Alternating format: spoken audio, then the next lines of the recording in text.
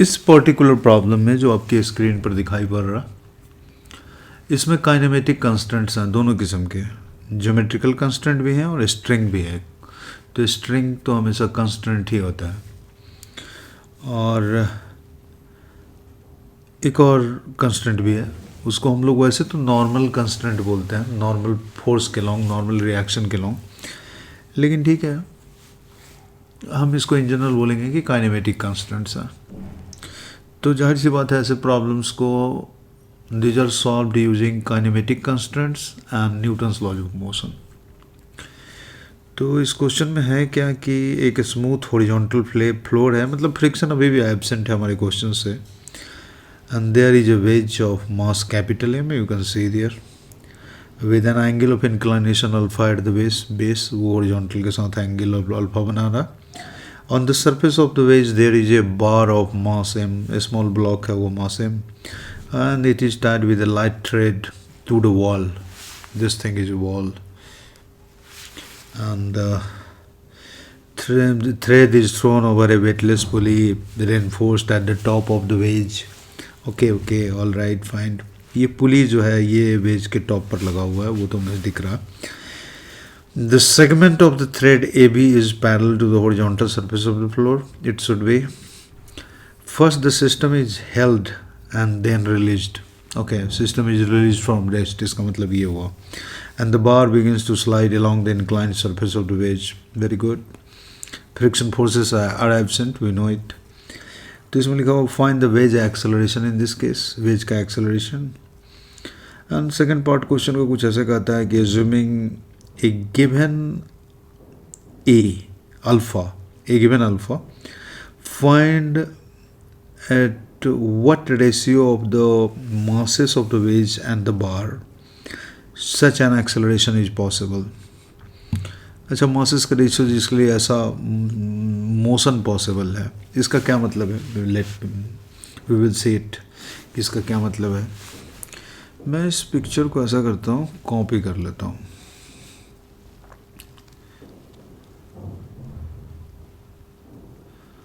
and so be it,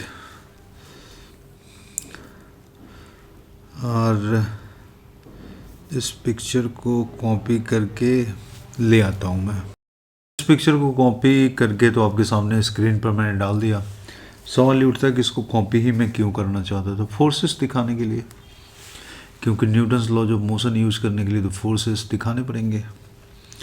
तो मेरे ख्याल है इस बार से स्टार्ट करते हैं।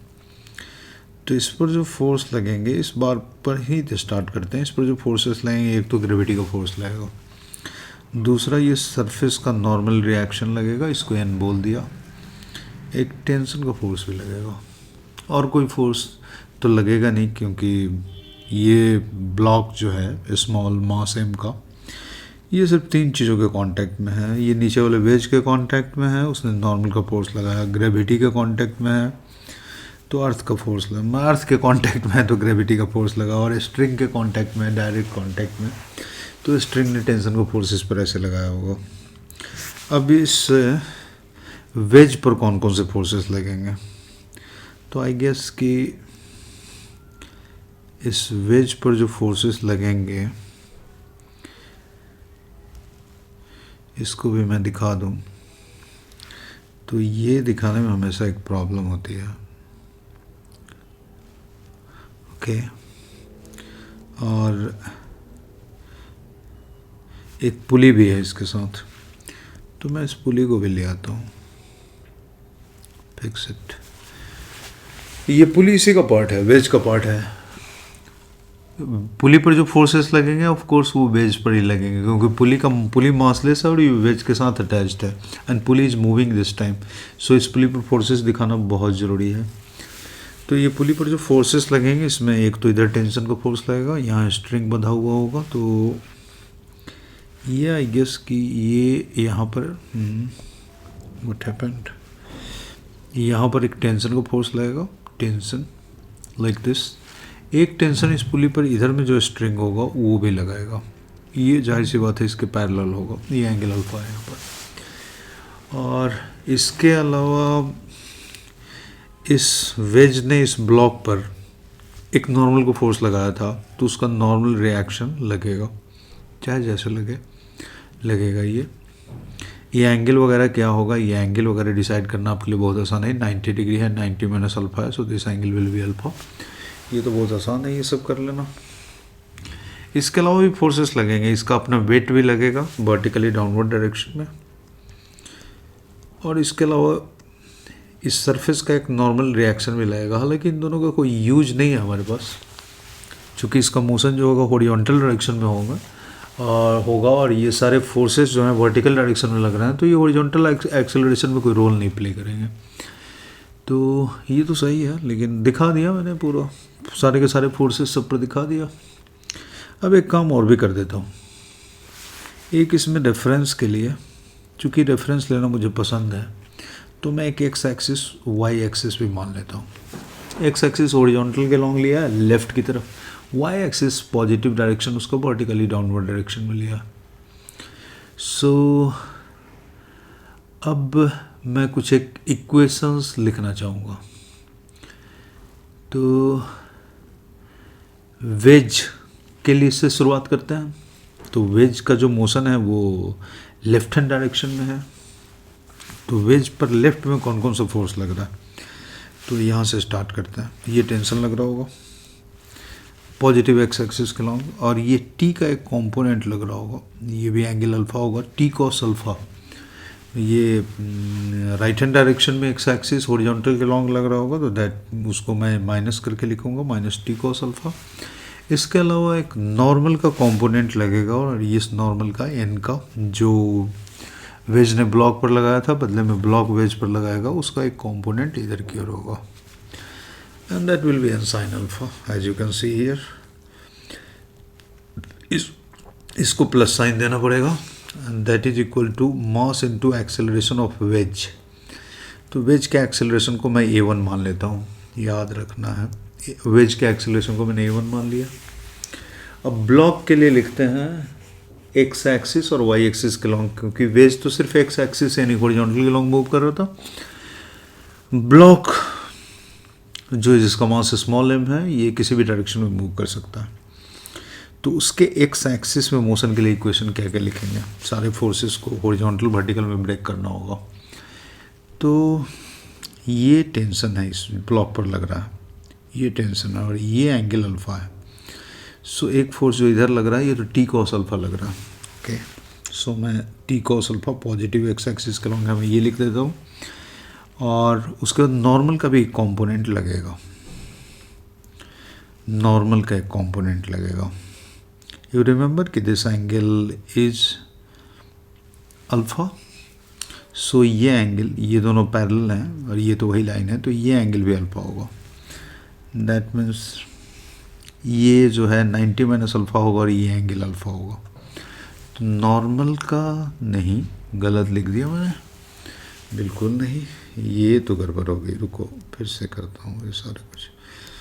That's right, okay. नॉर्मल का वो कंपोनेंट जो हॉरिजॉन्टल डायरेक्शन में लगेगा वो क्या होगा, तो मेरे ख्याल में हॉरिजॉन्टल और इंक्लाइन के बीच में एंगल अल्फा है, तो इंक्लाइन का परपेंडिकुलर नॉर्मल है, राइट, और हॉरिजॉन्टल का परपेंडिकुलर वर्टिकल होगा। सो इन दोनों के बीच में एंगल अगर अल्फा बनता है, तो इंक्लाइन का परपेंडिकुलर ये जो नॉर्मल है और हॉरिजॉन्टल का परपेंडिकुलर जो कि ये वर्टिकल है, इन दोनों के बीच में भी एंगल अल्फा होगा। कॉरस्पॉन्डिंग परपेंडिकुलर्स के बीच में भी सेम एंगल बनता है। सो नॉर्मल का ये जो कंपोनेंट होगा वो इस डायरेक्शन में होगा, इधर की ओर। तो ये राइट हैंड डायरेक्शन में है एक्स एक्सिस के लॉन्ग, सो इसको माइनस साइन देंगे और इसके कंपोनेंट को सिंपली एन साइन अल्फा लिखेंगे। That's right, equal to mass into acceleration of block का एक्सेलरेशन, उस बार का एक्सेलरेशन को एक्स एक्सिस के लॉन्ग है, मैं इसको ए एक्स लिख देता हूँ, सिंपल। वाई एक्सिस के लॉन्ग अब इक्वेशंस लिखते हैं, जो कि लिखना बहुत आसान रहेगा।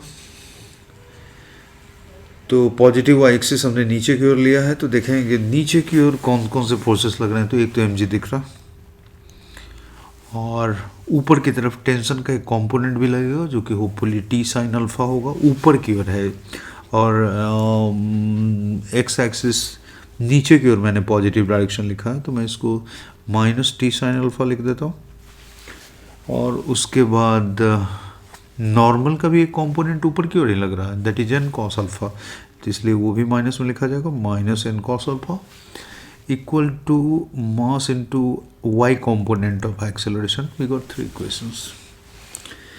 अभी भी अननोन ज़्यादा ही हैं, क्योंकि ए एक्स ए वाई ये भी अननोन्स ही हैं सारे के सारे।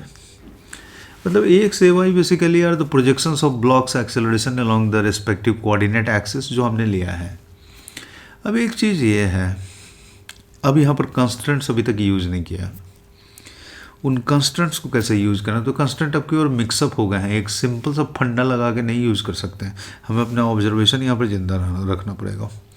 और हमें जो ऑब्जर्वेशन जो दिख रहा है वो मैं सिंपली ऐसे ही सोचता हूँ, इसको मैंने कौन सा एक्सिस लिया है, एक्स एक्सिस वेल, तो मैं अपना ऑब्जर्वेशन सिंपल रखने के लिए ऐसे सोचूंगा कि मान लो कि ये जो वेज है ये एक्स डिस्टेंस अगर लेफ़्ट शिफ्ट किया तो इसका मतलब यहाँ से एक्स लेंथ का स्ट्रिंग रिलीज हुआ होगा,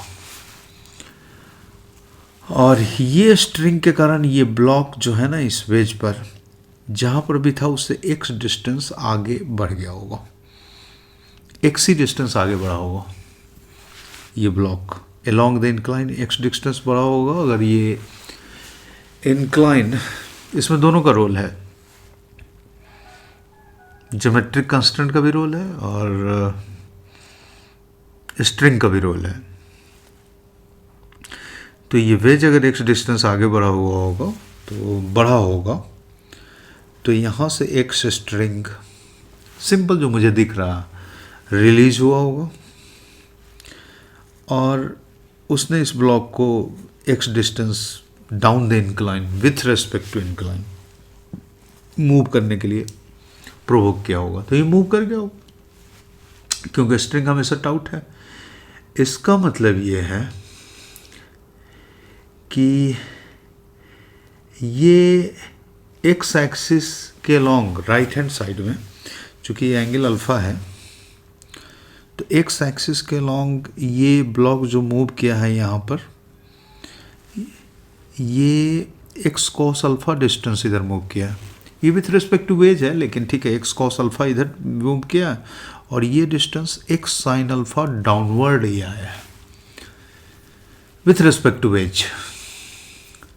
तो इसका मतलब ये है कि सिंपल एक कंस्ट्रेंट मुझे लिखना हो इक्वेशन, तो ब्लॉक का जो डिस्प्लेसमेंट हुआ है net displacement with respect to ground, वो तो सिंपली होगा सुपरपोजिशन के हिसाब से डिस्प्लेसमेंट ऑफ द वेज। मतलब मैं ऐसे लिखूँगा, इंग्लिश में लिखता हूँ पहले, मैं इस बात को ऐसे लिखना चाहता हूँ कि displacement of the bar with respect to ground, अच्छा अभी हॉरिजॉन्टल वर्टिकल बार में कर लेंगे, equal to displacement of the bar with respect to wedge plus displacement, और ये सब वेक्टर में है, डिस्प्लेसमेंट वेक्टर होता ही है, तो प्लस लिखने का मतलब है हम लोग वेक्टर एडिशन करेंगे, displacement of the wedge with respect to ground, ये होगा। ये सिंपली सुपरपोजिशन का, मोशन के सुपरपोजिशन का प्रिंसिपल होता है। और डिस्प्लेसमेंट वेक्टर क्वांटिटी सब कुछ वेक्टर में लिखेंगे, वेक्टर्स में लिखने का मतलब यहाँ सब साइन वाइन का ख्याल रखेंगे। तो पहले एक्स एक्सिस का लॉन्ग लिखते हैं, तो मान लेते हैं कि एक्स एक्सिस के लॉन्ग जो डिस्प्लेसमेंट हुआ है बार को, उसको मैं फॉर टाइम बीइंग ऐसे ही डेल्टा एक्स लिख देता हूँ। तो यहाँ पर displacement of the bar with respect to wedge, वो एक्स साइन अल्फ़ा हुआ है और वो राइट हैंड डायरेक्शन में हुआ है, तो मैं अपने कभी कोऑर्डिनेट सिस्टम को कभी भूलूंगा नहीं। मैं कोऑर्डिनेट सिस्टम पहले से इसीलिए डिफ़ाइन कर लेता हूँ, ज़िंदगी भर की आदत है ये कि एक बार कोऑर्डिनेट सिस्टम एक प्रॉब्लम में डिफाइन कर दिया तो फिर उसे हटना नहीं है। तो displacement of the bar with respect to ground is towards right, so this will be x sine alpha minus sine के साथ, और डिस्प्लेसमेंट ऑफ द वेज ये लेफ्ट हैंड साइड में हुआ है, दैट इज प्लस एक्स। मतलब ये अच्छा नहीं दिख रहा है, तो इसको मैं ऐसे लिख देता हूँ x minus x sine alpha. That's good, looking good. Y axis के लॉन्ग जो डिस्प्लेसमेंट होगा बार का with respect to ground, this is the displacement of the bar with respect to wedge. ये नीचे की ओर हुआ है और इसका वैल्यू एक्स साइन अल्फा था. और wedge displacement of wedge with respect to ground in vertical direction मतलब डेल्टा वाई एक्सिस के लॉन्ग वो 0 था. सो मैंने ये लिख दिया. इसका मतलब ये है कि इन चीज़ों को अब ये ऐसे लिख तो दिया, लेकिन हमें पता है कि ये सिंबल वगैरह इसको 2 बार डिफ्रेंशिएट करेंगे तो ये सिंपली एक्सेलरेशन हो जाएगा. जो रिलेशन डिस्प्लेसमेंट्स के बीच में है वही रिलेशन एक्सेलरेशन का होगा. तो इसका मतलब इसको अगर 2 बार डिफ्रेंशिएट करें तो एक एक्सेलरेशन का एक्स कॉम्पोनेंट मिल जाएगा. और एक्सेलरेशन का एक्स कॉम्पोनेंट जो मिलेगा दैट विल बी, इस एक्स को डिफ्रेंशिएट करेंगे तो ये एक्सेलरेशन ऑफ द वेज मिलेगा, क्योंकि वेज का एक्सेलरेशन जो हॉरिजॉन्टल डायरेक्शन में a1 माना था वो x का 2 बार डिफ्रेंशिएशन करेंगे तो एक्सेलरेशन ऑफ वेज मिलेगा हॉरिजॉन्टल डायरेक्शन में towards left towards positive x axis. a1 वो एक्सेलरेशन को माना था, तो ये तो a1 हो जाएगा, जहाँ इसको अल्फ़ा तो चेंज होना नहीं है. So this is minus a1 cos, चाहे यहाँ से लिखें a1 माइनस a1. अच्छा ये x minus x sine alpha मैंने लिखा हुआ है बेवकूफ़ों की तरह. मेरी आदत है, सोचता एक स्टेप आगे सोचना शुरू कर देता हूँ, इसीलिए अक्सर गलतियाँ होती है. नेक्स्ट स्टेप वाला चीज़ मैं पहले लिख देता हूँ, ये होता है. खैर कभी कभी बाद में सुधार भी लेता हूँ. तो ये a1 minus a1 cos alpha है ax. मतलब आप इसको अच्छे से लिख सकते हैं a1 into like a nice mathematics student a1 minus cos alpha. ax का वैल्यू आ गया. और सिमिलर मैनर में ay का वैल्यू लिखना चाहें आप तो ये a1 साइन अल्फा होगा. It looks clear to me. तो ax और ay के वैल्यूज हमें मिल चुके हैं. अब करना क्या है, तो ये सारे के सारे जो इक्वेशंस थे जो यहाँ पर लिख रखा था, पहले इक्वेशन में तो कुछ खास चेंज नहीं होगा. पहला इक्वेशन तो ऐसे ही होगा. थोड़ी जैसे लिखूँ तो t into 1 minus cos alpha मुझे दिखा था. उसके बाद क्या लिखा था, plus n sine alpha equal to m1 a1. m1 नहीं था, सिर्फ a था, m था. m एक स्टेप आगे ma1, right. Yes, this was basically equation 1. अब इक्वेशन 2 क्या था हमारा, कुछ t cos अल्फा. अच्छा t cos अल्फा दिखा था मुझे. t cos अल्फा 2 वाला जो इक्वेशन है, t cos अल्फा हमें minus n sine alpha equals ma1 नहीं ax का वैल्यू मैं लिख दूंगा. पहले लेफ्ट हैंड साइड लिख देता हूँ. तो it become simply t cos alpha minus n sine alpha equals m into ax का वैल्यू दिख रहा मुझे. a1 कॉमन ले लेना है और 1 माइनस कॉस अल्फा ये लिख देना. अब उसके बाद का इक्वेशन हमें लिखना है y एक्सिस के लॉन्ग. तो ये है m g minus T sine alpha minus N cos alpha. पहले लेफ्ट हैंड साइड को लिख लेते हैं. तो m g minus T sine alpha minus N cos alpha में लिख दूँ तो mass into acceleration of y component is a1 sine alpha ये लिख दो. और यहाँ से अब आपके पास जितने नंबर ऑफ इक्वेशंस हैं उतने नंबर ऑफ अननोन्स हैं. सिर्फ टी एन और a1 अननोन है. आपको एलिमिनेट करना अगर आता है, नहीं आता तो सीख लो आप, तो आपको a1 का वैल्यू आ जाएगा. अब मैं a1 का वैल्यू आंसर देख के लिख देता हूँ, बिकॉज मुझे पता है कि वो सही ही है. a1 का वैल्यू कुछ इस टाइप का है. आंसर है मेरे पास, क्वेश्चन है और क्वेश्चन का आंसर है. That is m plus 2m 1 minus cos alpha. You can get it. But एक क्वेश्चन का एक पार्ट और भी था. वो पार्ट क्या था, वो तो क्वेश्चन तो है अभी. Assuming A given alpha find at what ratio of masses of the veg and bar that is capital M by a small m. Such motion is possible. ये मोशन तभी तक पॉसिबल है जब तक कि वेव, इसका सिंपल सा मतलब है तब तक जब तक कि ये बार वेज के ऊपर रहे, और इसके लिए नॉर्मल का वैल्यू 0 नहीं होना चाहिए. मतलब नॉर्मल का वैल्यू नेगेटिव तो होता नहीं है। Considered motion is possible if n is greater than 0। तो हमें नॉर्मल का वैल्यू भी उसमें से जो आएगा उसको कैलकुलेट करके और n ग्रेटर देन 0 वाली इनक्वालिटी को सॉल्व कर देना होगा। और जब ये सॉल्व करेंगे तो मेरे पास आंसर है m/m का वैल्यू आ जाएगा greater than 1 minus cos alpha square by cos alpha. ये आ ही जाएगा, मुझे दिखाने की ज़रूरत नहीं है, because you can do it, I know I did it all right. तो ये होगा ही।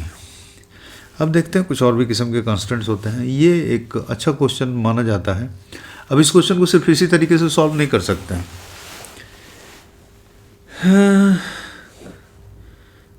लेकिन मैं जो यूज कर रहा था, लेकिन मुझे अगर पहली बार करने का मौका मिलता तो मैं ऐसा ही करता। बाद में मैं इसको तरह तरह से कर सकता हूँ, तो तरह तरह से भी नहीं कर रहा हूँ, एक तरीका काफ़ी है। Thank you very much for watching.